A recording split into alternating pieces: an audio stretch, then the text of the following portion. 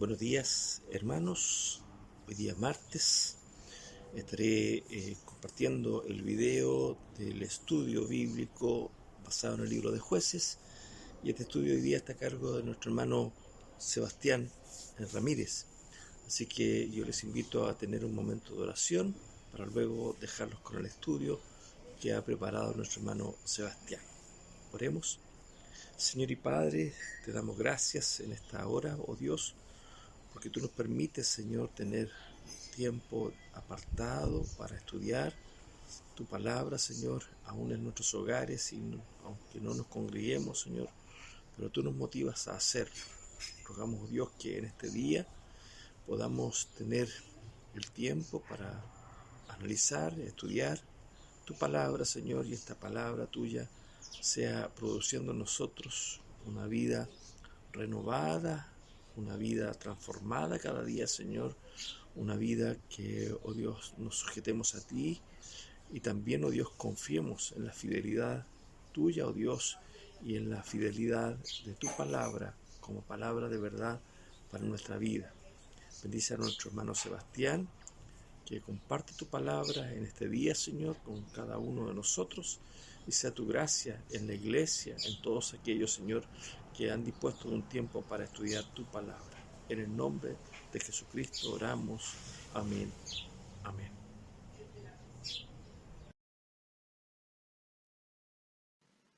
Hola, amados hermanos, espero que se encuentren bien en sus hogares. En esta oportunidad vamos a ir compartiendo el libro de Jueces. Esperamos que este mini estudio sea de mucha bendición para cada uno de nosotros y que podamos seguir creciendo en gracia y en sabiduría del Señor. Les invito, sin más preámbulos, a abrir su Biblia en Jueces o verla aquí en el video, capítulo 3, y sigamos la lectura desde el verso 15 al 22.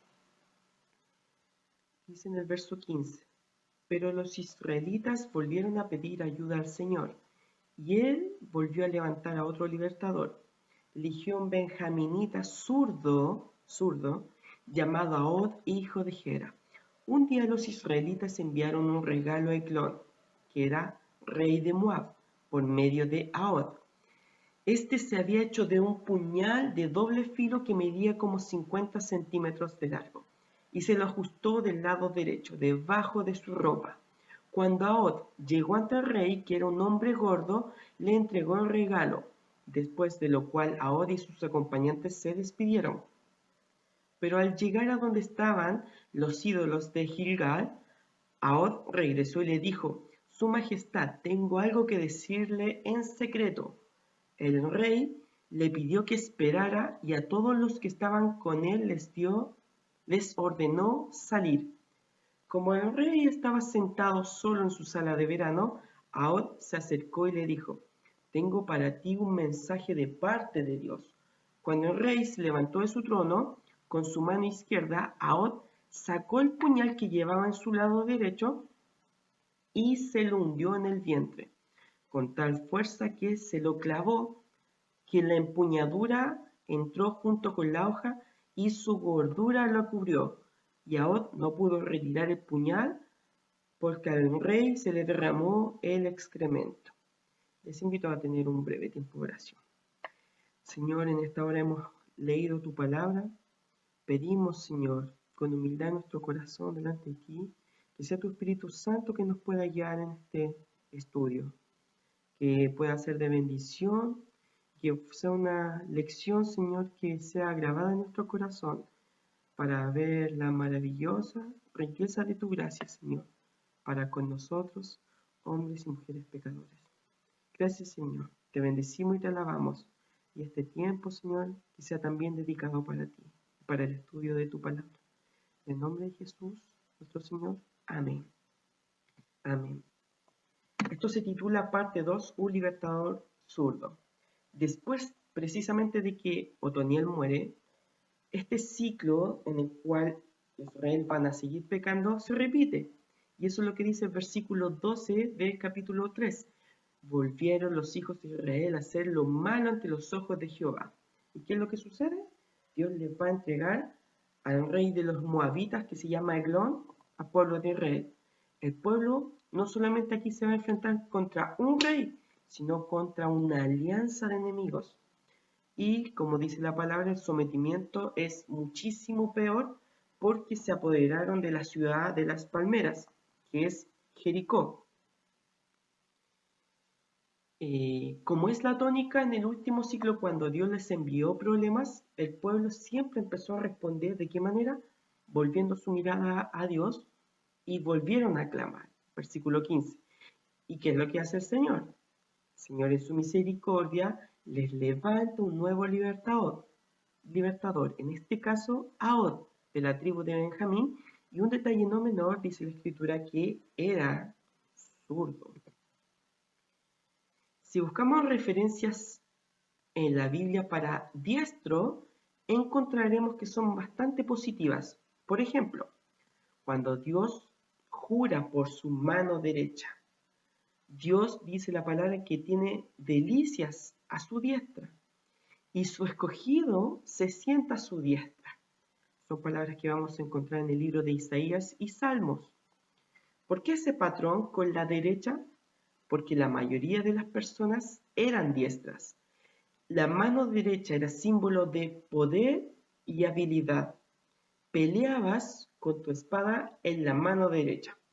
Pero aquí en Jueces, capítulo 3, versículo 15, según la versión TLA, literalmente dice que Ahod estaba impedido de la mano derecha.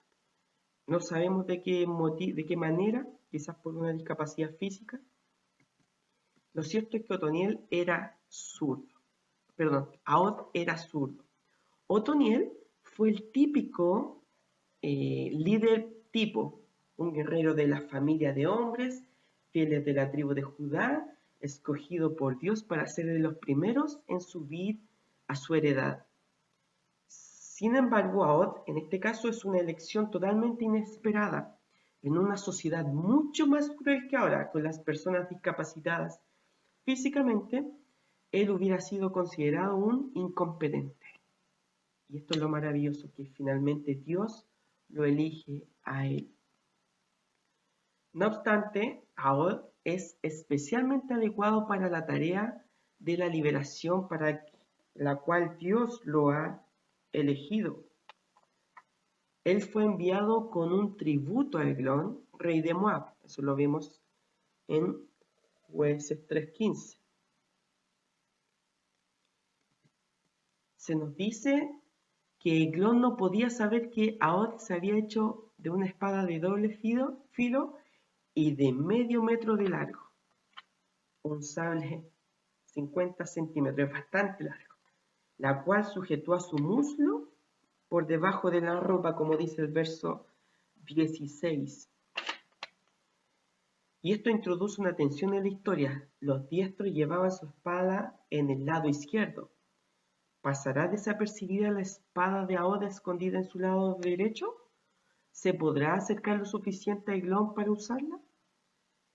En el versículo 17 vamos a ver que Ahod le presentó el tributo finalmente a Eglón y se dio cuenta de algo, que este rey moabita era demasiado gordo.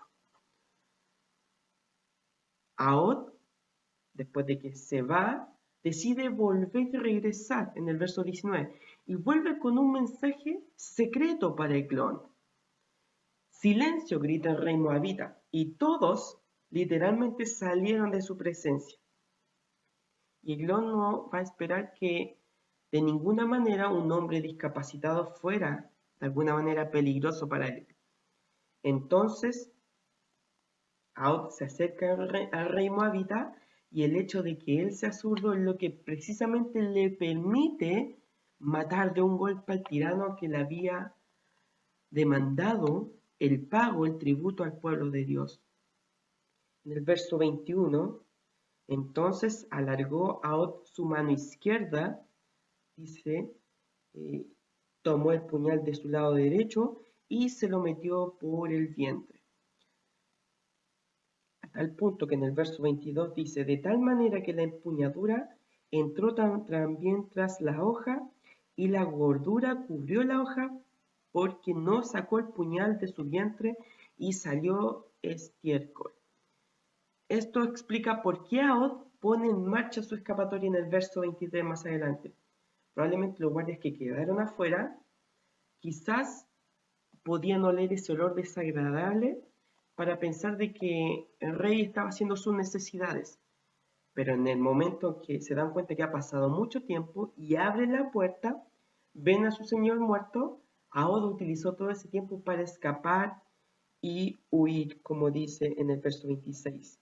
Mas entre tanto que ellos se detuvieron, Ahod escapó y pasando los ídolos se puso a salvo en Seirat. Es cierto que Ahod se ha convertido en un asesino, pero él mismo dice que Dios estaba obrando por medio de él. Verso 28 dice lo siguiente.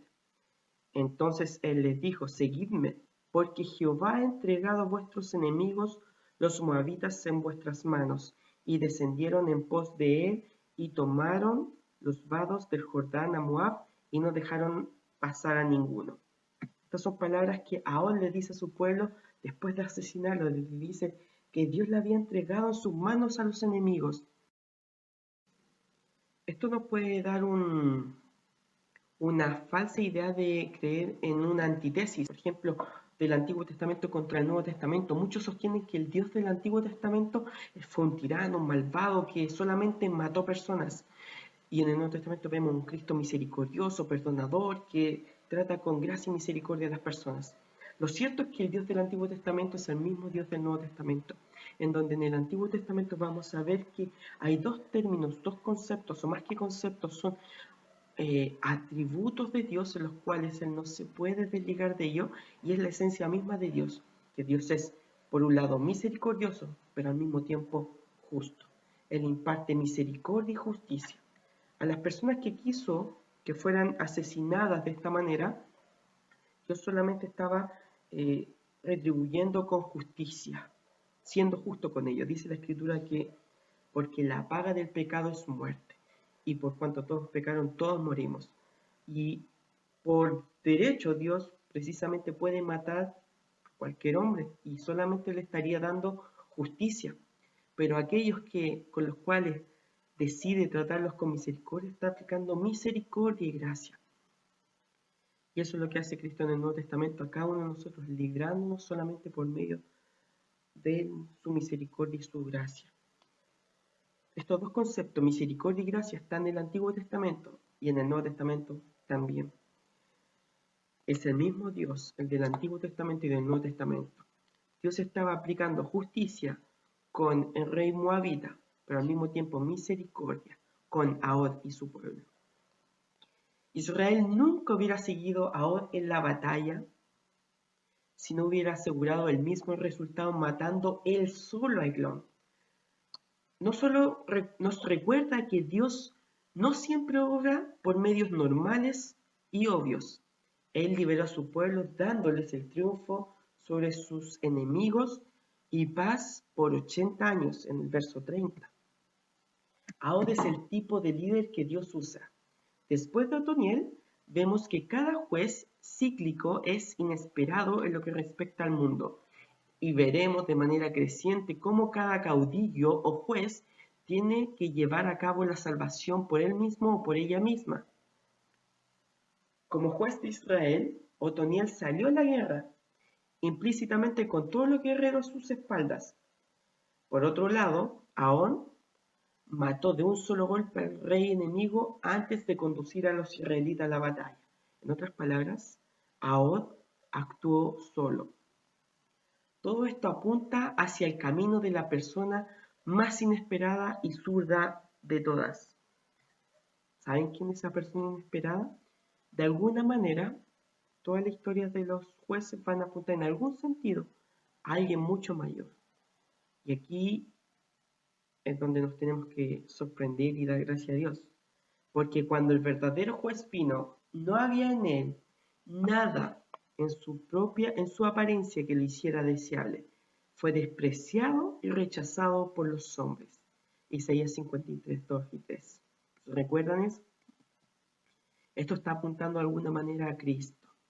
Cristo fue el único que logró la victoria en representación de su pueblo. de ninguna manera ayudado por ellos. Fue precisamente Cristo quien aplastó a los enemigos, a todos los enemigos de su pueblo por medio de su propia debilidad, como Ahod. Todos los jueces desde Ahod en alguna manera apuntan a Cristo en este sentido. A diferencia de ellos, Cristo no usó el engaño como Ahod.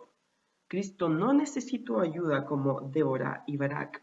Cristo no mostró ambición egoísta como Gedeón. Tampoco Cristo fue imprudente como Jefté, ni tampoco fue débil en la parte sexual como si lo fue Sansón.